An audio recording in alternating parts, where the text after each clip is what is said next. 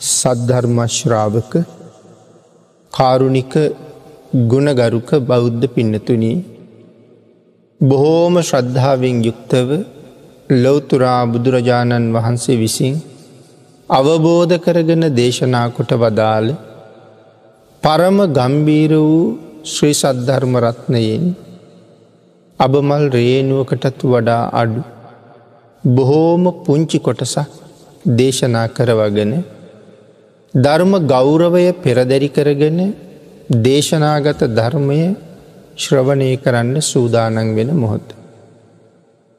අපේ භාග්‍යතුන් වහන්සේ විසින් දේශනා කොට වදාලා ධර්ම ශ්‍රවණය කරන සැදැහැවත් ශ්‍රාවකය විසින් මහත් වූ බලාපොරොත්තුවක් පෙරදැරි කරගෙන ධර්ම ශ්‍රවණය කරන එක බොහොම වටිනවා කියලා. මහත් වූ බලාපොරොත්තුවක් පෙරදැරි කරගෙන කියල සඳහන් කළේ මේ ධර්ම දේශනාව ශ්‍රවණය කරන අතරතුරදීම මාගේ පංච නීවරණ ධර්මයන් යටපත් වේවා. සප්ත බෝධ්‍යාංග ආදී ධර්මයන් වැඩි දියුණු වේවා. මේ දේශනාව අතරතුරදීම මට උතුම් මාර්ගයක් ඵලයක් අවබෝධ වේවා කියන සිතින් යුක්තවම ධර්ම ශ්‍රවණය කරන්නයි දේශනා කොට වදාළ. ඒ උතුම් බලාපොරොත්තුව මුදුන්පත් කර ගැනීම වෙනුවෙන් අපි ධර්ම ශ්‍රවණය කරමු. පින්නතුනි, අද ධර්මදේශනාවේ මාතෘකාව හැටියට සාකච්ඡා කරන්නේ අපි මුලින් සාකච්ඡා කරපු සූත්‍ර දේශනාවේ දෙවෙනි කොටස. මජ්ක්‍ධිම නිකායේ සඳහන් වන විතක්ක සණ්ඨාන කියන සූත්‍ර දේශනාවේ පළවෙනි කොටස අපි කලින් සාකච්ඡා කරන්න යෙදුණා. එහි දෙවැනි කොටස තමයි අද සාකච්ඡා කරන්න බලාපොරොත්තු වෙන්නේ. පළවෙනි ධර්ම දේශනාව අපි නිමා කරන්න යෙදුණා විතක්ක සණ්ඨානයෙන් කරපු දේශනාව. මේ භාවනා කරන භික්ෂූන් වහන්සේ නමකට ඇතිවෙන අකුසල චෛතසික ධර්මයන් යටපත් කරන්නේ කොහොමද, නැත්නම් මැඩගන්නේ කොහොමද කියන කාරණාවයි මේ සූත්‍රයෙන් සාකච්ඡා කළේ. සත්වයේ කෙරෙහි මෝහයක් ඇති වුණොත්, විශේෂයෙන් භාවනා වඩනකොට ඡන්දය, ද්වේෂය, මෝහය කියන මේ අකුසල ධර්මයන් විටින් විට හිතට බලපෑම් කරනවා. එහෙම අකුසල මූලයක් එළඹුණොත් ඒ අකුසල මූලය ඉවත් කරගන්නේ කොහොමද කියන කාරණාව තමයි සාකච්ඡා කළේ. ඒකට බුදුරජාණන් වහන්සේ ක්‍රම 5ක් දේශනා කරලා තියෙනවා. විතක්ක සණ්ඨාන කියලා කියන්නේ ඒ ක්‍රම 5. එතකොට අපි කලින් දේශනාව නිමා කළා මේ සත්වයේ කෙරෙහි මෝහයක් ඇති වුණා. ඒක නැති කරගන්නේ කොහොමද? ඒ සඳහා අසුභ භාවනාව වඩන්න කියලා අපි විස්තර කරන්න යෙදුණා. අට කතාවත් සූත්‍රයත් දෙකම මුල් කරගෙන මේ දේශනාව සිදු කරන නිසා අපි ඊළඟට සාකච්ඡා කරමු මේ සංස්කාරයක් කෙරෙහි යම් අකුසල විතර්කයක් ඇති වුණොත් ඒක මැඩගන්නේ කොහොමද කියන කාරණා. මොනවද මේ සංස්කාර කියලා කියන්නේ? සත්වයක් නැති යමක් තියෙනවා නම් සංස්කාරය.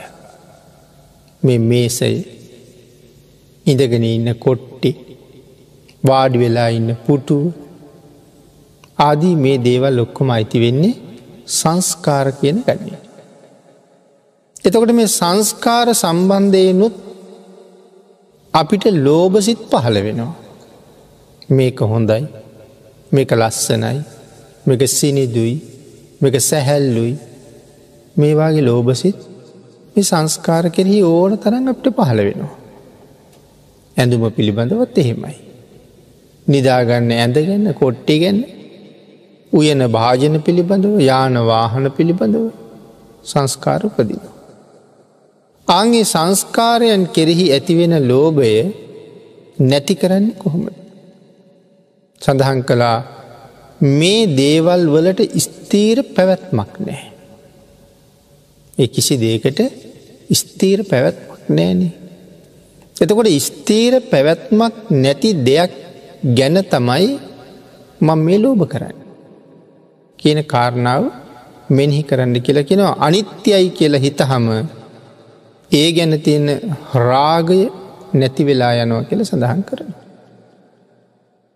සත්වයෙක් කෙරෙහි ද්වේෂය ඉපදුනහම ආඝාත පටිවිණය කකචූපම අවවාදය මෙනෙහි කරලා චින්තාමය වශයෙන් වඩල මෛත්‍රී වශයෙන් භාවනාව වඩන්න කියලා කියන. චතුර පිණ්ඩති සඳහන් සත්වයෙක් කෙරෙහි ද්වේෂයක් ඉපදුනහම ආඝාත පටිවිණය ක්‍රමය මතක් කරන්න කියලා කියනවා. කකචූපම අවවාදය භාග්‍යවතුන් වහන්සේ මේ නිවනම හොයාගෙන යන උත්තමයෙකුට පැහැදිලි කරපු කරුණ. අපිට මනුස්සයෝ දැක්කත් ද්වේෂය උපදිනවා. වෙනත් තිරිසං සතෙක් දැක්කහම ද්වේෂය උපදින අවස්ථා තියෙනවා. නමුත් මේ ද්වේෂය කියලා කියන්නේ ඒ තරම් හොඳ ධර්මතාවයක් නෙමෙයිනේ. ද්වේෂය කියලා කියන්නේ ඊටාම භයානක ධර්මතාවයක්. කොයියම්ම ක්‍රමයකින් හරි හිතේ උපදින ද්වේෂය පාලනය කරන්න අපි උත්සාහ කරලා තියෙන්න ඕනේ. මොකද පින්නතුනි කරුණු දක්වලක් තියෙනවා. යම් කෙනෙක් ද්වේෂ සහගත වෙලාවක මරණයට පත් වුණා. ද්වේෂයෙන් ඉන්න වෙලාවක මරණයට පත් වුණා. එක්කෝ සතර අපායේ තැනක උපදිනවා. සතර අපායේ නිරයේ උපදිනවා. එහෙම නැත්තම් යකෙක් වෙලා ඉපදෙන්න පුළුවන්. ඔය නයි පොළොංගු ආදී සර්පයෝ විස සහිත සත්තු ගෝනුස්සු මකුළු මේ විස සහිත සත්තු වෙලා ඉපදෙන්න තියෙන අවකාශයත් ඊටාම වැඩි ද්වේෂ සහිතව මරණයට පත් වුණා. අන්න ඒක නිසා ද්වේෂය කොහොමත් ජීවිතයකින් මැඩගන්න එකම වටිනවා. ද්වේෂය නිසා බොහෝ අකුසල් කරනවා. සමහරලාට ද්වේෂය උත්සන්න වෙච්ච කෙනෙක් කතා කරන්නේ කාටද කියලාව තේරෙන්නේ නැති වෙනවා. සමහරට මවටත් බනිනවා, පියාටත් බනිනවා, භික්ෂූන් වහන්සේලාටත් බනිනවා. සමහර අය බුදුරජාණන් වහන්සේට පවා බනිනවා. ද්වේෂය නිසා සිදු කරගන්න අකුසල් සීමාවක් නැති වෙනවා. අන්න ඒ නිසා මේ ද්වේෂය පාලනය කරන එක කොහොමත් හොඳයි.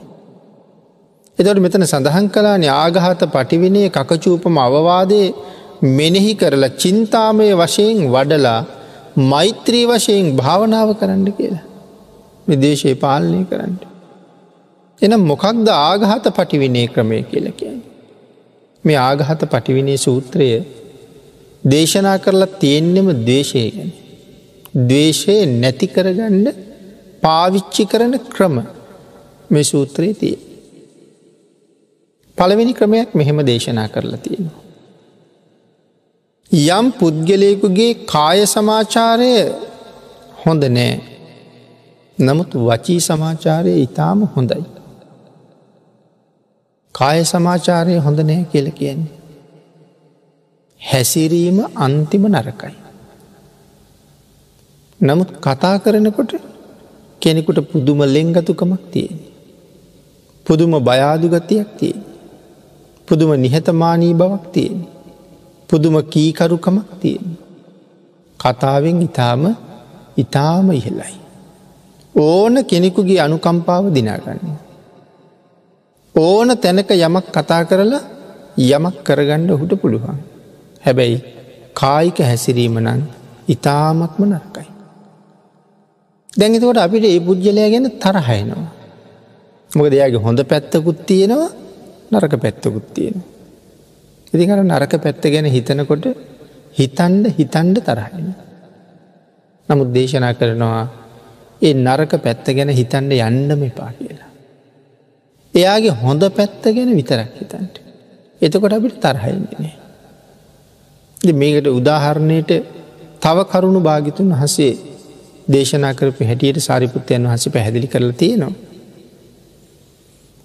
පළවෙනි කාරණාවට උදාහරණය සිහිපත් කළොත් භික්‍ෂූන් වහන්සේ නමත් පාරි වඩිනවා. පාරි වඩිනකොට රෙදි කෑල්ලක් තියෙනවා බිම වැටිලා. අයිතිකාරයෙක් නෑ. ඊට පස්සේ මේ භික්ෂූන් වහන්සේ මේ රෙදි කෑල්ල කකුලෙන් දිගාරිනවා. දිගෑරලා බලහම රෙදි කෑල්ල එක පැත්තක් දිරලා හොඳ නෑ. නමුත් තව පැත්තත් හොඳයි. ඊට පස්සේ ස්වාමීන් වහන්සේ කරන්නේ රෙදි කෑල්ල අරගෙන රෙදි කෑල්ල ඉරලා අර දිරාපු පැත්ත විසි කරනවා. හොඳ කෑල්ල අරගෙන යනවා සිවුරක් මහන වෙලාවක මහගන්න එකතු කරගන්නට. එතොට නරක කෑල්ල විසි කළා.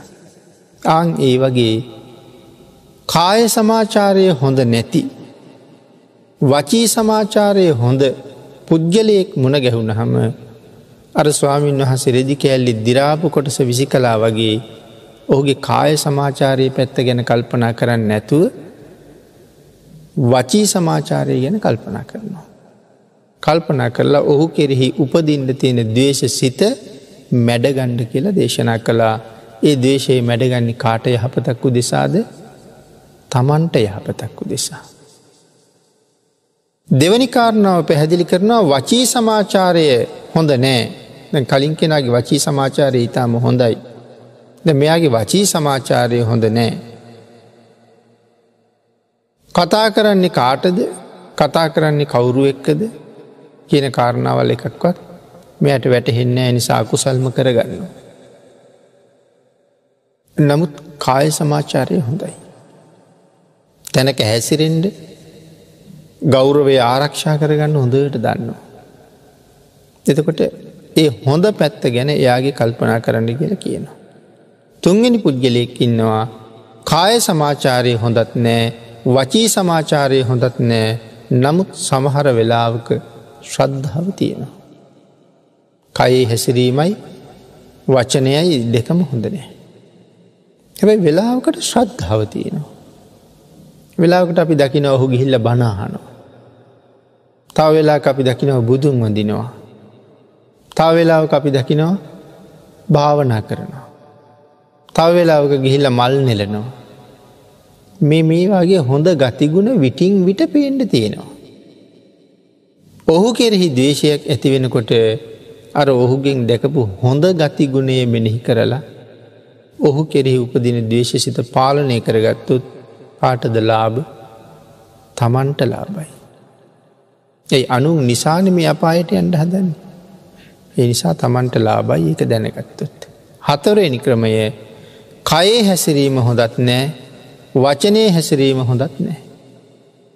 ශ්‍රද්ධාවත් නෑ විදර්ශනා වඩන්නෙත් නෑ බණහන්නෙත් නෑ සර්වාකාරයෙන්ම ඔහු ගැන පැහැදෙන්ඩ ක්‍රමයක් ඇත්තෙම නෑ. හැම පැත්තම හොඳ නෑ. නමුත් මොහු කෙරෙහි උපන් ආඝාතයත් නැති කරගත යුතුයි කියන දේශනා කරනවා. ඒ පුද්ගලයා කෙරෙහි උපදින දේශයත් පාලනය කරගන්න ඕනේ. මොකටද? මගේ යහපත උදෙසා. මම මට ආදරෙයි නම් මේ කිසිම පැවැත්මක් හොඳ නැති පුද්ගලයෙක් කෙරෙහි ද්වේෂයක් ඇති කරගෙන ඇයි මම විසින් මාව විනාශ කරගන්නේ කියන කාරණාව හැම වෙලාවෙම ඉස්මතු කරගන්න ඕනේ. අවසාන පුද්ගලයා ගැන කතා කරනවා ඔහු සර්වාකාරයෙන්ම හොඳයි. කාය සමාචාරයත් හොඳයි වචී සමාචාරයත් හොඳයි. එදිනෙදා හැසිරීමේ හැම ක්‍රියාවක්ම හොඳයි. බණත් අහනවා ශ්‍රද්ධාවත් තියෙනවා භාවනත් කරනවා මේ හැම පැත්තක්ම හොඳයි. සමහරුන්ට එවන් අය කෙරෙහි දේශයක් ඇතිවෙනවා. හැබැයි ඒ දේශය නම් විශේෂයෙන් නැති කරගන්න ඕනේ. මොකද මේ සර්වාකාරයෙන්ම හොඳයි කියලා කියන්නේ ඊටාම ගුණවත් පුද්ගලයෙක්. ඉතින් ගුණවතෙක් කෙරෙහි ද්වේෂයක් උපදවනවා කියලා කියන එක සාමාන්‍ය ද්වේෂයේ උපදුනාට වඩා හරි භයානක ප්‍රතිඵල උදා කරලා දෙන්න පුළුවන් නිසා හැම පැත්තෙම ඔහු කෙරෙහි යහපත් විදිහටම දකින්න ඕනේ කියන කාරණාව පැහැදිලි කරනවා. ඉතින් මේ විදිහට කරුණු හිතලා ද්වේෂය පාලනය කරන්න කියනවා. ඊළඟට කකචූපමාවවාදය. මේ සඳහන් කළේ ආඝාත පටිවිනී සූත්‍රයේ කරුණු 5 කෙටියි. කකචූපමාවවාදය කියලා කියන්නේ කකච කියන්නේ කියතට. එතකොට කියතක් උපමා කරලා කරපු දේශනාව කකචූපමාවවාදය. කකචූපම සූත්‍රය කියලා දේශනාවක් තියෙනවා.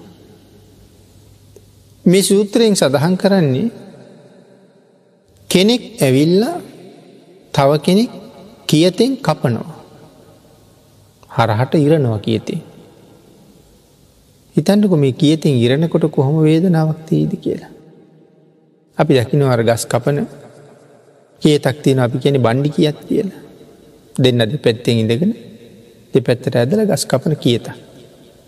අද නම් යාන්ත්‍රිකව ක්‍රියාත්මක වෙන කියතුත් තියෙනවා. ඉතින් අර විදිහට දෙන්නෙක් දෙපැත්තෙන් කියත අරගෙන යම් පුද්ගලයෙක් දෙකට කැපුවොත් ඒ කියතේ දැති අපි දැකලා තියෙනවා. කැපෙන හැටි දැකලා තියෙනවා. කොයි වාගේ වේදනාවක් ගෙන දෙයිද කපනකොට. භාග්‍යවතුන් වහන්සේ දේශනා කරනවා මහණෙනි යමෙක් කියතෙන් දෙකට කැපුවත් තමාව කපන පුද්ගලයන් පිළිබඳවවත් ඔවුන්ට තමාව කපන්ට උපදෙස් දුන්න පුද්ගලයන් පිළිබඳවවත් දේශසිතක් නම් ඇති කරගන්න එපා. මොකද මම දේශසිතක් ඇති කරගෙන කෑකෝ ගැහුවත් මේ පුද්ගලයෝ මාව කපන එක නතර කරනවද? තව මොහොතින් දෙකට කපලා මරනවා. එතකොට මේ විනාඩි ගණනකටයි දැන් මේ ද්වේෂසිත. ඉතින් ඒ වෙලාවේ කොහොම ද්වේෂය ඇති වෙන්න පුළුවන්ද? මිනිස්සුયો තරහ ගියහම නොඑක් දේවල් කියනවා. මම මැරිලා සතෙක් සර්පෙක් වෙලා හරි ඉපදිලා ඇවිල්ලා කනවා කියලා දේශ කරනවා. තවත් භයානක විදිහට වෛර කරනවා. සමහරලාට ඒදී එහෙම්මම වෙනවා. වෛරයක හැටි. පිනතින ඒක සුළුපටු නැහැ. අර අපේ ශාසනයේ 4 දෙනෙක් ඉන්නවා එළ දෙනෙක් විසින් ඇනලා මරණයට පත් කළා. දන්නවා අපි එක්කෙනෙක් දාරුචීරිය මහරහතන් වහන්සේ. අනිත් කෙනා අනාගාමී වෙලා හිටපු පුක්කුසාති භික්ෂුව. අනිත් කෙනා සෝවාන් ආර්ය ශ්‍රාවකයෙක් වෙච්ච සුප්පබුද්ධ කුට්ටි. අනිත් එක්කෙනා තම්බදාටික චෝර. මේ 4 දෙනාම මරන්නේ කවුද? එළ දෙනා. එළ දෙනක් කියන්නේ යක්ෂණිය. ඒ යක්ෂණිය ළඟට එනකොට එන්නේ එළ දෙනකගේ වෙස් අරගෙන. එතකොට ඇයි මේ 4 දෙනාව මේ විදිහට මරණයට පත් කළේ? එකම ආකාරයේ. මේ 4 දෙනාම පෙර සංසාරේ එකට හිටපු මිත්‍රයෝ. බොහෝම සල්ලි තිබුණ අය. ධනවත්. නමුත් ඒ අය කළේ අනික් අය පින්කම් කරනකොට තමන්ගේ මිල මුදල් යොදාගෙන රාරක්කු බිබී විනෝද වෙච්ච එක. අනික් අය පින්කම් කරන්න යෙදෙනකොට අපි මොනවද කරන්නේ? එක්කෙනෙක් යෝජනා කළා අපි සුරාපානය කරමු කියලා. ඒකට එකඟ වුණා 4 දෙනා. අනිත් 3 දෙනා. ඉතින් සුරා අරගෙන ගිහිල්ලා විනෝද වෙන්න කල්පනා කරලා එක්කෙනෙක් යෝජනා කළා තනියම සුරාපානය කරලා විනෝද වෙනවට වඩා අපි කාන්තාවකුත් අරගෙන යමු කියලා. ඒ නිසා වෛශ්‍යා ස්ත්‍රියක් හොයාගත්තා ඇයට හවසට මුදල් ගෙවන පොරොන්දුවට. දවසම ඇයත් එක්ක විනෝද වෙලා හවස ඇයට මිල මුදල් ගෙවන්න ලෑස්ති වෙන වෙලාවේ කෙනෙක් යෝජනා කළා මැය අපිත් එක්ක හිටිය බව අපි දන්නේ. ඒ නිසා මැයට මුදල් ගෙවන්න අවශ්‍ය නැහැ. මැය මරලා දාලා යන්න කියලා. ඒකට කාන්තාව අහගෙන හිටියා. ඉතින් මේගොල්ලෝ 4 දෙනා එකතු වෙලා කාන්තාව මැරුවා අන්තිමට. ඇගේ තිබිච්ච ආභරණ ටිකත් ගලව ගත්තා. හැබැයි ඒ වෙලාවේ ඇය මේ අයට වෛර කළා. ඇය ප්‍රකාශයක් කළා උපදින භවයක් ගානේ මං තොපි මරනවා කියලා. ඉතින් නොයෙක් අවස්ථාවල් වල ඇය නිසා මරණයට පත් වුණා. මේ අයත් කරපු අපරාධය නිසා බොහෝ ආත්මවල නිරාදුක් වින්දා. සතර අපායේ දුක් විඳලා අපේ බුදුරජාණන් වහන්සේගේ කාලේ මේ 4 දෙනාම ඉපදුනා මනුස්ස ලෝකේ. එයින් එක්කෙනෙක් දාරුචීරිය මහරහතන් වහන්සේ. දැන් බලන්නකො පින්නතුනි වෛරය මේ ද්වේෂය කොච්චර භයානකද? දැන් අර තැනැත්තිය තමයි යක්ෂණියක් වෙලා ඉපදිලා එළදෙනකගේ වෙස් අරගෙන කාවද ඝාතනය කළේ? රහතන් වහන්සේ නම. එදා වැරදි කළා වුණාට මෙදා රහතන් වහන්සේ නම. එතකොට ආනන්තරීය පාප කර්මය. අනාගාමීන් වහන්සේ නමක් ඝාතනය කරලා මහා භයානක කුසලයක් කරගත්තා. සෝවාන් වහන්සේ නමක් ඝාතනය කරලා නැවත එවන්ම කුසලයක් කරගත්තා. පෘථග්ජන එක්කෙනා හිටියේ තම්බදාටික චෝරය. මේ 4 දෙනා ඝාතනය කරලා මේ යක්ෂණිය අදත් අවීචී දුක් විඳිනවා. නමුත් 4 දෙනාගෙන් එක්කෙනෙක් සදහටම සංසාරයෙන් මිදිලම ගියා. පුක්කුසාති මහරජුරුව පුක්කුසාති භික්ෂුව අනාගාමී නිසා බඹලොව උපදිනවා. සෝවාන් වහන්සේත් දෙව්ලොව උපදිනවා. තම්බදාටික චෝර හොරෙක් නමුත් මේ වෙනකොට ඉන්නේ දිව්‍ය ලෝකේ. සාරිපුත්තයන් වහන්සේට ධන පූජා කරපු නිසා. හොරෙක් සහ මිනිමරුයි. නමුත් දානීය ආනිසංසය ඉහළට ආවා. මැරෙන වෙලාවේ. නමුත් අර තැනැත්තිය අවීචී දුක් විඳිනවා. දිගින් දිගටම ගියපු බද්ධ වෛරයක්. කාලි යක්ෂණියගේ කතාවෙත් ඒකම තමයි තියෙන්නේ. එනම් භික්ෂුවට දේශනා කළා කියතින් දෙකට කපනකොට ඌට වෛර කරන්න එපා කාටවත්. මොකද පින්නතුනි මේ වෙලාවේ තියෙන්නේ කියතින් කැපෙන වේදනාව විතරයි. ඒක තියෙන්නේ ඊටාම සුළු මොහොතයි. ඒත් එක්කම මැරෙනවා. ද්වේෂයේ සහිතව මැරිලා අවුරුදු කෝටි ප්‍රකෝටි ගණන් නිරයවල් වල දුක් විඳින්න වෙනවා.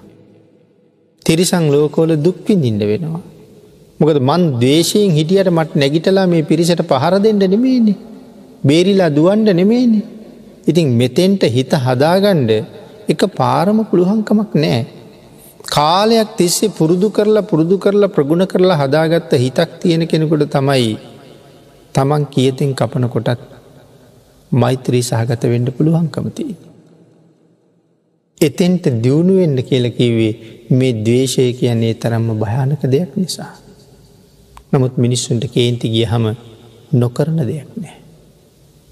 පස්සේ පසුතැවුණ කියලා කරපු අකුසල් ආපහු ගන්න පුළුවන්කමක් නෑ. ඒක විඳවන්නම සිද්ධ වෙනවා. ඒ නිසා ද්වේෂයෙන් මගහරින්න භාග්‍යතුන් වහන්සේ පුදුම විදිහට අවවාද කළා. අපේ පින්නතුන් අහලා තියෙනවා ශාන්තිවාදී තාපසතුමා කලාබු රජුරු අතපය කැපුවා. කන් නාසා කැපුවා. එහෙම කපකපා තාමත් ශාන්තිය තියෙනවද? තාමත් ඔබ කවුද? එහෙම අහනකොටත් සඳහන් කළේ මහරජය මං තාමත් ශාන්තිවාදී. තමන්ට මේ තරම් අකට යුතුකමක් කරන රජ්ජුරුව පිළිබඳව අල්ප මාත්‍ර ද්වේෂයක් නෑ. අන්තිමට ශාන්තිවාදී තාපසතුමා ලේවලින් නෑවිලා. නිකන් කොට කෑල්ලක් වගේ. අත් දෙකත් නෑ, කකුල් දෙකත් නෑ, කන් දෙකත් නෑ, නහයත් නෑ, තනි කරම ලේ ගොඩක. තාමත් ඒ ශාන්තිය තියෙනවාද? රජ්ජුරුව අහනවා. එලයි සඳහන් කළා මහරජය ඔබ හිතන්නේ මගේ ශාන්තිය මගේ අතපයවල තියෙනවා කියලාද? ඒ වෙලාවේ රජ්ජුරුවන්ට කේන්ති ගිහලා පපුවට පාරක් පයින් ගැහුවා. උඹේ ශාන්තිය අල්ලලා උඹම තියාගනින් කියලා. පයින් ගහලා රජ්ජුරුව යන්න ගියා. ඉතින් තාපසතුමාට පේන මානෙ දක්වා නම් රජ්ජුරුව මහ පොළොවේ ඇවිදගෙන ගියා. එතනින් එහාට මොහොතක් යනකොට මේ මහ පොළොව ඈත් වෙලා කලාබු රජ්ජුරුව අවීචයට අරන් ගියා. මේ තරම් උසස් ගුණ තියෙන තවුසෙකුට මේ කරපු අපරාධය ඒ අපරාධය කරපු මේ මහපෞකාරයා ඔසවා ගන්න එක මේ මහපොළොවට හරියට නිකන් බරක් වගේ. ඒ නිසාම රජු යන පාරේ මහපොළොව දෙපැත්තට ඇත්තෙනවා. ඒත් එක්කම ඔහු අවීචයට වැටුණා. ඇමතිවරයෙක් ඇවිල්ලා ශාන්තිවාදී තාපසතුමාව සෝදලා පිරිසිදු කරලා බෙහෙත් ගල්වලා ස්වාමීනී ඔබ වහන්සේට යම් අපරාධයක් කළා නම් යම් කෙනෙක් ඔහු පිළිබඳව අමනාප වෙනවා මිසක් මේ රටවැසිය ගැන නම් අමනාපයක් ඇති කරගන්න එපා. මොකද අමතිවරයා දන්නවා මේ තාපසයා මොන තරම් ගුණවත්ද කියලා. සඳහන් කළා නෑ ඒ රජු කෙරෙහිවත් මගේ සිතේ අල්ප මාත්‍ර ද්වේෂයක් නෑ. ශාන්තිවාදී තාපසතුමා මරණයට පත් වෙලා දෙව්ලොව උපදිනවා. ඉතින් ඉවසන්න පුළුවන්කම තිබුණා. ඒ තරම් අපරාධ කරනකොටත් ඉවසුවේ මනා පුරුද්දක් ඇති කරලා තිබුණ නිසා. ඒ වෙලාවේ ද්වේෂයක් තිබුණනම් මැරිලා ගිහිල්ලා උපදින්නේ සතර මහා පායි. නමුත් මෛත්‍රියම තිබුණ නිසා මැරිච්ච ගමන් බඹලොව උප්පත්තිය ලැබුවා. ඒ නිසා මේ කරුණු පැහැදිලි කරනකොට මේ ද්වේෂය නැති කරගන්න මේ තරම් අවවාද කරලා තියෙන්නේ බුදුරජාණන් වහන්සේ ඒ නිසා.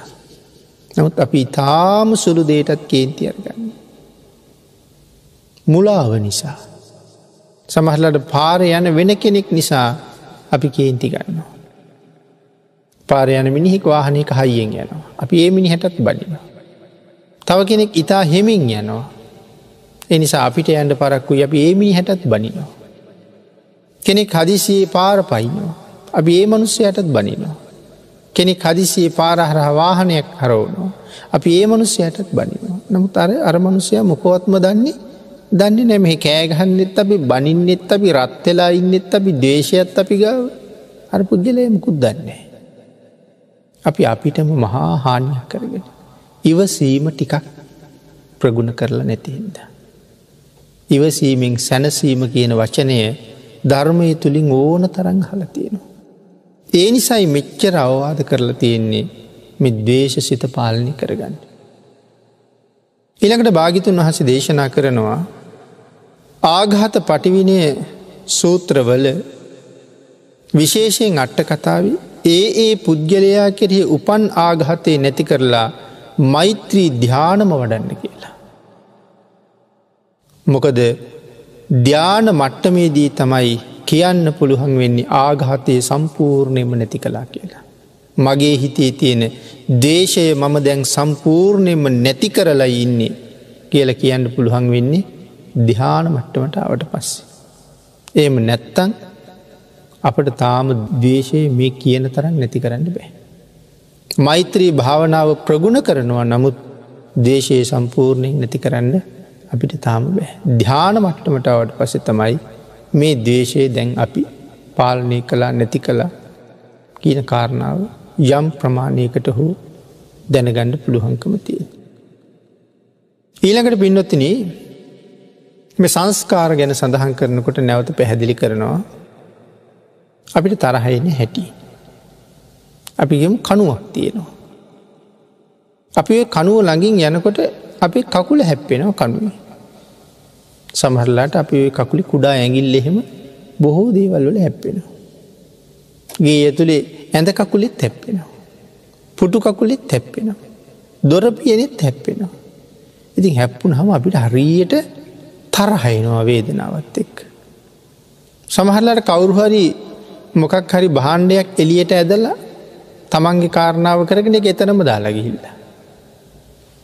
ඒකේ හැප්පිලා එතකොට යකඩටත් බැනලා නැත්නම් හැප්පුණ දෙයටත් බැනලා එක්ක අල්ලලා විසි කරලා අපි අනික් අයටත් දොස් කියලා මහා කේන්තියකටපත් වෙනවා. නැත්නම් ওই දුරකථන සමහරලාට ක්‍රියාත්මක වෙන්නේ. සමහරලාට හඬ ඇහෙන්නේ. සමහර වෙලාවට පැහැදිලි නෑ. අපිට ඒ ගැන තරහ යනවා. සමහර අය කතා කරගෙන දුරකථනේ පොළවේ ගහනවා. ඇහෙන්නේ නැහැ කියලා. ඉතින් මේ දැන් කවුරු කෙරෙහිද දැන් මේ ද්වේෂය ඇති වෙලා තියෙන්නේ? ආන් ඒ නිසා සඳහන් කරනවා ඒ විදිහට කකුල වැදුනහම එහෙම නැත්නම් කටුවක් ඇනුනහම කුණු දූවිලි ඇඟේ තැවරුනහම අපිට දේශයේ ඉපදුනොත් ප්‍රශ්නයක් අහන්න කියලා කියනවා නුඹට කුමක් සම්බන්ධයෙන්ද දේශයේ ඉපදිලා තියෙන්නේ? පඨවිය කෙරෙහිද ආපෝ ධාතුව කෙරෙහිද? දැන් මොනවද අර උපකරණ වල තියෙන්නේ? පඨවි, ආපෝ, තේජෝ, වායෝ කියන සතර මහා භූතයන්ගෙන් හැදිලා තියෙන්නේ. දැන් මේ තරහ ගත්තේ කාටද? දැන් දොරේ හැප්පුණා. දැන් දොරේ තියෙන්නේ ඔය සතර මහා භූතම තමයි. දැන් ඒතකොට දැන් මේ පඨවිය කෙරෙහිද උඹ තරහ ගත්තේ? ආපෝ ධාතුව කෙරෙහිද තරහ ගත්තේ? තේජෝ ධාතුව කෙරෙහිද වායෝ ධාතුව කෙරෙහිද මේ කේන්තිය? ආන් එහෙම අහන්න. ඔබ දැන් තරහ වෙලා තියෙන පඨවිය එක්කද කියලා. එතකොට අපිටම වැටහෙනවා මං නිරර්ථක කාරණාවක් නෙවෙයි මගේම නොසැලකිල්ල නිසා හැප්පිලා තියෙන්නේ. නැත්නම් මගේම හදිස්සිය නිසා හැප්පිලා තියෙන්නේ. එතකොට මේ දොර ගැන තරහ අරගෙන මොනව කරන්නද මේ? කියන කාරණාව අහන්න කියලා කියනවා. ධාතු මනසිකාරය කරලා ඒ උපන්නා වූ ආඝාතයේ ඉවත් කරගන්න කියලා කියනවා. ධාතු මනසිකාරය වඩන්න කියලා කියනවා. මෙතන තියෙන්නේ පඨවි ආපෝ තේජෝ වායෝ කියන මේ කාරණා ටික විතරයි. මෝහය ඉපදුනහම කියනවා කාරණා පහක්. මෝහය ඇති වුනහම කරුණු පහක් ඔස්සේ හිත මෙහෙවලා ඒ මෝහය නැති කරගන්න උත්සාහ කරන්න. ගරු කළ හැකි භික්ෂුවක් ළඟ වාසය කිරීම මෝහය නැති කරගන්න එක හේතුවක්. ගරු කරන්න පුළුවන් භික්ෂුවක් ළඟ වාසය කරන්න කියලා කියනවා. මේක දැන් මේ භික්ෂූන් වහන්සේලාට දේශනා කරන්නේ. නමුත් මේක සියලු දෙනාටම ජීවිතයට සම්බන්ධ කරගන්න පුළුවන් කාරණාවක්. භික්ෂූන් වහන්සේලාට ආමන්ත්‍රණය කරලා දේශනා කරන්න. මොකද මේ ගරු කළ හැකි භික්ෂුවක් ළඟ වාසය කරන්න කියලා කියන්නේ. මෝහය නැති කරගන්න. සඳහන් කරනවා ගමට වඩිනකොට කියන්නේ නැතුව වැඩියොත්. දැන් ආචාර්ය උපාධ්‍යයන් වහන්සේලාත් වැඩඉන්නේ.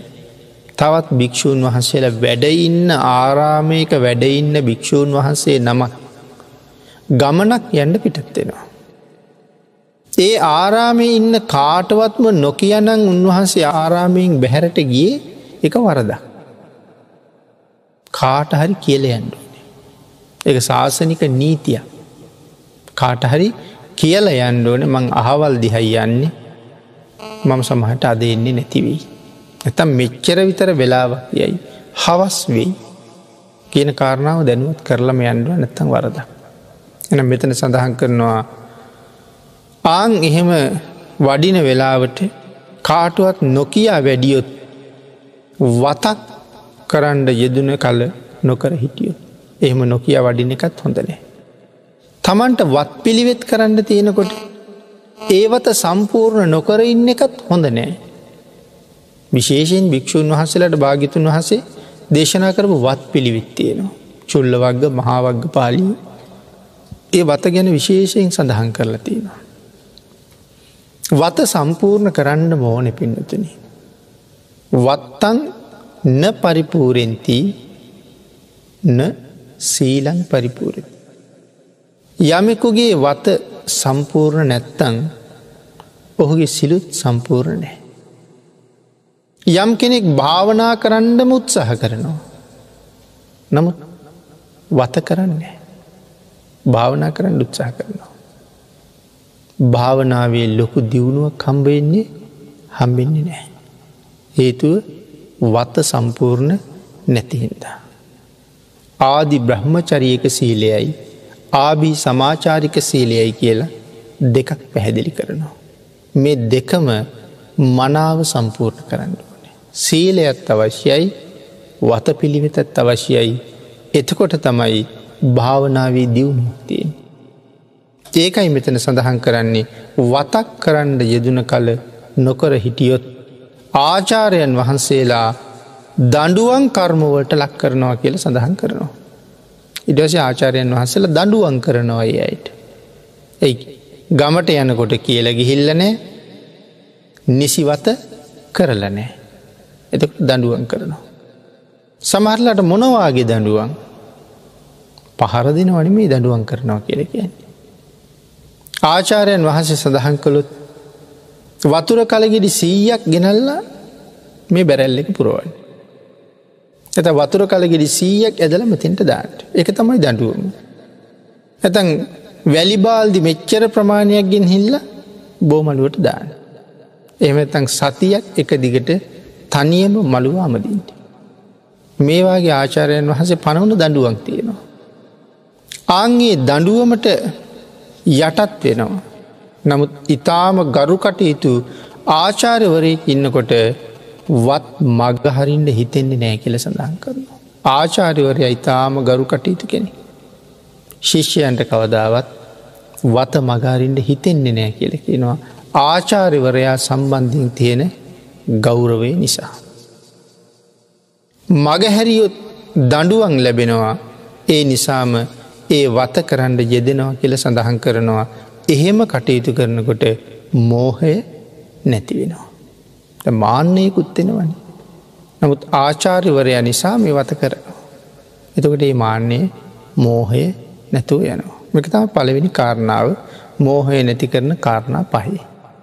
දෙවැනි කාරණාව සඳහන් කරනවා ආචාර්යයන් වහන්සේ කටපාඩම් ගන්නකොට හරියටම පාඩම් කරලා නොතිබුණොත්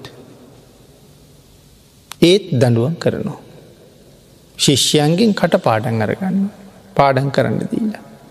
ඒ පාඩම් ටික හරියට සම්පූර්ණ කරලා නැත්තම් හරියටම උච්චාරණය කළේ නැත්තම් දඬුවම් ලැබෙනවා. ආන්ගේ දඬුවම් ලැබෙන නිසා හරියටම කරන්න යෙදුන කෙනාගේ මෝහය නැති වෙනවා. ගුරුවරයා දඬුවම් කරයි කියලා හරියටම පාඩම් දෙනවා. එහෙම නැත්නම් හරියටම තමන්ගේ කාරණාව කරන්න සූදානම් වෙනවා. ඒ පුද්ගලයාගේ මෝහය නැතුව යනවා කියලා දේශනා කළා. ඊළඟට තමන් උගත් දේ ගැන ප්‍රශ්න අහලා සැක දුරු කර ගන්න කොටත් මෝහය නැතුව යනවා. කෙනෙක් යමක් ඉගෙන ගත්තහම තමන්ට තනියම ඒක විනිශ්චය කරන්න බැරුව යනවා. මම හිතාගෙන ඉන්න අර්ථය නෙමෙයි වෙන්න පුළුවන් ඒ වචනේ හැබෑම අර්ථය. ඒ නිසා ආචාර්යවරයා ළඟට ගිහිල්ලා ප්‍රශ්න අහන්න ඕනේ. මේක කොහොමද? මේක මෙහෙම වෙන්නේ කොහොමද? එහෙම වුණාම මේ විදිහට වෙනස් වෙන්නේ කොහොමද? ප්‍රශ්න අහන්න ඕනේ. ආන් එහෙම ප්‍රශ්න අහලා තමන් දැනගත්ත කාරණාව හරියටම දැනගන්න එක මෝහය නැති කරගන්න හේතු වෙන තවත් කාරණාවක් හැටියට පැහැදිලි කරනවා. ඊළඟට පින්නතුනේ හතරවෙනි කාරණාව පැහැදිලි කරනවා කාලෙන් කාලයට ධර්ම ශ්‍රවණය කරන ස්ථානයට ගිහිල්ලා සකසලා ධර්මය අහනකොටත් ඒ ස්ථානයේ පිළිබඳව අර්ථ ප්‍රකට වෙනකොටත් ඒ නිසා ඒ සම්බන්ධයෙන් තියෙන මෝහය ප්‍රහීන වෙනවා. හොඳට බණ අහනවා. බණ අහනකොට සමහර ධර්මකාරණා සම්බන්ධයෙන් තමන්ට දිවිච්ච ගැටලු විසඳෙනවා. කලින් දේශනාවෙන් ඇති වුණා නම් ගැටලුවක් සමහරලාට ආය දවසක බණ අහනකොට ඒ ගැටලුවට උත්තරේ හම්බ වෙනවා. කං විතරති. බණ ඇහිීමේ ආනිසංසවල එකක්. සැක දුරු වෙනවා. එහෙනම් එතකොට මෝහය දුරු වෙනවා. මෝහය දුරු කිරීම එක හේතුවක් හොඳට සකසලා ධර්ම ශ්‍රවණය කරන එක. අවසාන කාරණාව දේශනා කරනවා කල යුත්ත නොකල යුත්ත විශේෂයෙන් මේ වගේ තැනක මේ වගේ දෙයක් කළ යුතුයි. මේ වගේ තැනක මේ වගේ දෙයක් නොකළ යුතුයි. ස්ථාන අස්ථාන පිළිබඳව දක්ෂයෙක් වෙනකොට ඒ සම්බන්ධයෙන් තියෙන මෝහය දුරු වෙනවා. පන්සලට ගිහිල්ලා කළ යුතු නොකළ යුතු දේවල් තියෙනවා. මහපාරි කළ යුතු නොකළ යුතු දේවල් තියෙනවා. වැඩිහිටියෝ ළඟ හැසිරිය යුතු නොහැසිරිය යුතු කරුණු තියෙනවා. අන්න ඒ වගේ ස්ථාන අස්ථාන පිළිබඳව කළ යුත්ත නොකළ යුත්ත පිළිබඳව යමෙක් මනාව තීරණය කරනවා නම් මනාව දැනගන්නවා නම් දැනගත්ත දේට අනුව මනාව කටයුතු කරනවා නම් මෝහය නැති කරගන්න ඒක තවත් එක හේතුවක් කියලා සඳහන් කරනවා.